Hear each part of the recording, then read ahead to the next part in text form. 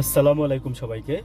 বিএনপির সালাউদ্দিন সাহেব গতকালকে আপনার যমুনা থেকে বেরোয়ে অনেকগুলো কথা বলছে। তো ওই কথাগুলো আমরা সবাই জানি। তো ভিতরে উনি 5 মিনিটের একটা বক্তৃতা রাখছে। তো উনি ফার্স্টেই ঢুকে বলছে যে আসলে মানে এই সরকারের যে মানে চীন গিয়ে যে বলছে, আমি সংক্ষিপ্ত করে বলি, চীন গিয়ে যে বলছে যে মানে একটা দল রাজি না, মানে এটাতে বিএনপি খুব কষ্ট পাইছে।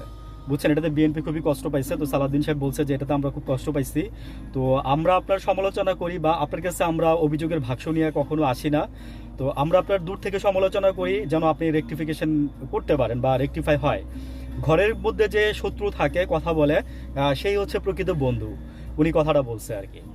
আর জুলাইয়ের বিচার কার্যালয় বলছে যে উনি এটা নিয়ে সন্তুষ্ট না, খুব দ্রুত গতি মানে খুব আস্তে ধীরে আগাচ্ছে বিচার কার্যক্রম।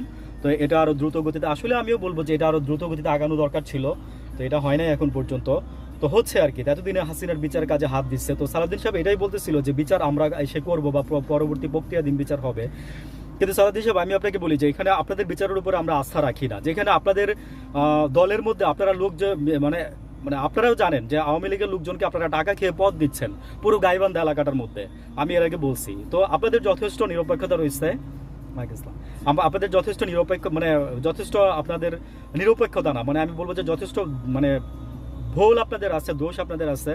আসলে বিশাল দল হিসাবে আপনারা, অনেক পুরনো দল হিসাবে আপনারা ভোট পাবেন, কিন্তু আমার মনে হয় না যে সামনে যদি আপনারা যদি মানে আস্তে আস্তে আপনাদের জনপ্রিয়তা হারাবেন। আমি আপনাদের এটাই বললাম। তবে আপনার কথা হচ্ছে যে এগুলো নিয়ে আমাদের কোনো অবজেকশন নাই, দ্রুত তাড়াতাড়ি একটা রোড ম্যাপ বা নির্বাচন দেন। এটাই হচ্ছে আপনার লাস্ট কথা আর কি, বুঝছেন। তো আপনি বলতেছেন যে একবার আমরা আসছি, এই নিয়ে আমরা 2বার আসলাম এখানে, আরেকবার আসবো কিনা আমরা জানি না। তবে আমি যে মেসেজটা দিতে যাচ্ছি বা বলতে যাচ্ছি, সালাউদ্দিন সাহেব আপনার এই কথাগুলো আমার খুবই ভালো লাগছে। আপনি খুব পোলাইটলি কথা বলছেন। অন্য সময় আপনি যেরকম একটু মানে ধাম্বিকতা বা একটু রেগে বা একটু সূচক কথা বলেন, হ্যাঁ, কিন্তু এবার আপনি এগুলো দেখান নাই। আপনাকে খুবই নমনীয়, ভদ্র, পোলাইট লাগছে। So nice. আমি আপনাকে বলবো যে আপনি এইভাবে কথা বলবেন। এইভাবে কথা বললে সাধারণ জনগণ আপনাদেরকে মেনে নেবে, অ্যাকসেপ্ট করবে, ঠিক আছে? তো আই থিঙ্ক সো আপনি আপনারাও বুঝতে পারতেছেন, এবং এই ডিসেম্বর থেকে নির্বাচন যে হবে না সেটা থেকে আপনারা দূরে সরে আসছেন। থ্যাঙ্কস, আমি আপনাকে ধন্যবাদ জানাই। এটাই আর কি, যে আপনারা দেরিতে হইলেও বুঝতে পারছেন। আসসালামু আলাইকুম।